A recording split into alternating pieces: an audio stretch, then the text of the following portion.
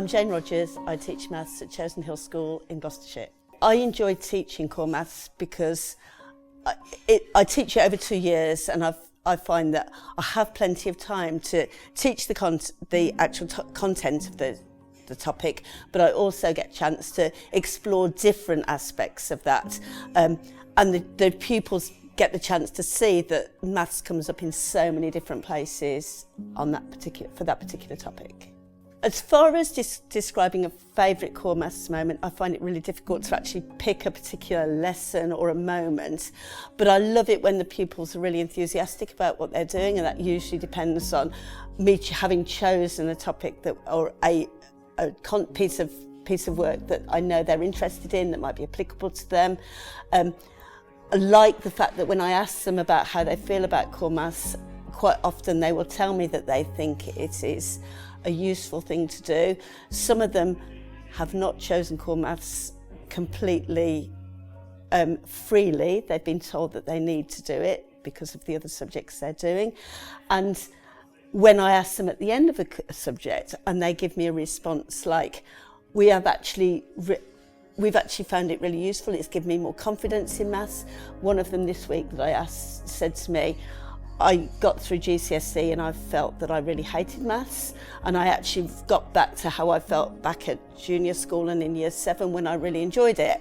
So I find that is a really fulfilling thing to hear from them.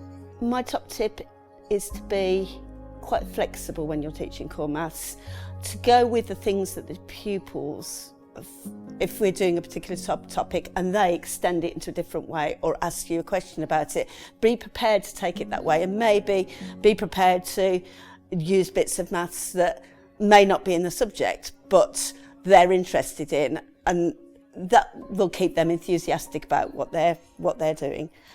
So I love it when they mean that I can spend more time on something. We've done things about budgeting and they've spent a long time working out their budgets, and we may have spent several more lessons on doing that because they're really into it. So I like that. One of the main challenges with teaching core maths is sometimes to get the pupils to get involved and to talk to each other and to talk to me. And one of the ways I've overcome that is, well, it's different with every class. You have to go with what your pupils are like. My year 12s at the moment will talk to you about anything, and quite often keeping them on track is more of a problem. But sometimes they just need to be built up to do small activities that mean they have to talk to each other. And sometimes making them talk to each other rather than talking to me straight away is a way to build that in.